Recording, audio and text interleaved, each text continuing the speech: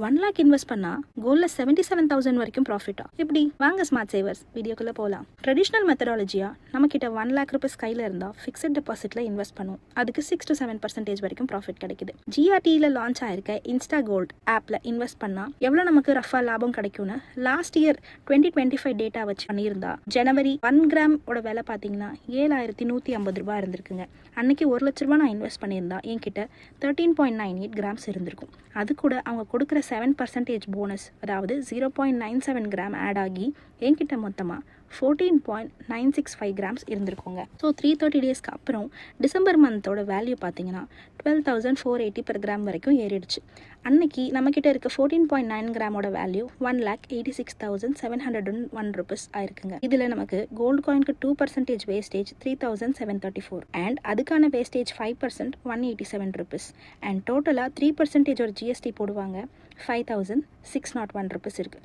டோட்டலாக 9,522. இந்த அமௌண்ட்டை எனக்கு கிடச்சிருக்க 1,86,701 என் ப்ராடக்டோட வேல்யூலேருந்து மைனஸ் பண்ணால் 1,77,179 rupees காமிக்குது. நான் கோல்டு காயின் தான் வாங்க போகிறேன், ஏன்னா இதுதான் பெட்டர் பெனிஃபிட் தரும். ஸோ அந்த ஐடியாலஜியில் நான் இந்த ஸ்கீமை அனலைஸ் பண்ணி டேட்டா உங்களுக்கு கொடுத்துருக்கேன். ஸோ 1 lakh இன்வெஸ்ட் பண்ணியிருக்கேன், 77,000 ப்ராஃபிட் எனக்கு கிடச்சிருக்கு. நீங்கள் கேட்கலாம், நான் ஏமா 1 லட்ச ரூபாய் இன்வெஸ்ட் பண்ணிட்டு 330 டேஸ் வரைக்கும் வெயிட் பண்ணணும், நான் இமீடியட்டாக வாங்கியிருந்தாலும் எனக்கு லாபம் தானே அப்படின்னு கேட்டிருந்தா கண்டிப்பாக லாபம் தாங்க. எப்படின்னு பார்த்தீங்கன்னா 1 லட்ச ரூபாய்க்கு உங்களால் 13.27 கிராம்ஸ் வாங்கியிருக்க முடியும். அது டிசம்பரோட வேல்யூவில் கால்குலேட் பண்ணியிருந்தீங்கன்னா உங்களுக்கு 1,65,610 rupees காமிக்குது.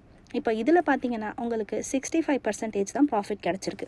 வேறஸ் 330 டேஸ் வெயிட் பண்ணி அந்த ஸ்கீமில் போட்டிருந்தீங்கன்னா 77% வரைக்கும் நமக்கு ப்ராஃபிட் கிடைக்குதுங்க. இன்னொரு கேள்வி கேட்கலாம், என்னம்மா எப்போ பாரு கோல்டு ஏறிட்டே தான் இருக்குமா, எப்போயாவது இறங்காதா?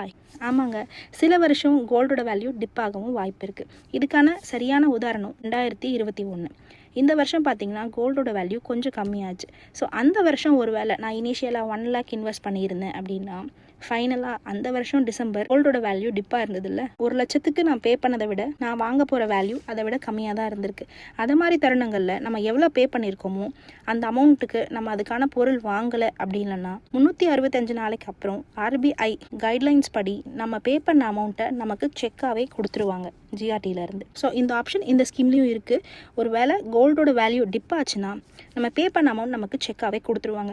இதுக்கு ஏதாவது இன்ட்ரெஸ்ட் கொடுப்பாங்களா அப்படின்னு கேட்டால் கண்டிப்பாக இல்லை, இன்ட்ரெஸ்ட் எதுவும் இல்லை. நம்ம பே பண்ண அமௌண்ட் மட்டும்தான் நமக்கு கிடைக்கும். உங்ககிட்ட லம்சம் அமௌண்ட் இருந்து இந்த ஆப்ஷன் நீங்கள் சூஸ் பண்ணலாம் 330 டேஸ் வரைக்கும் வெயிட் பண்ணி.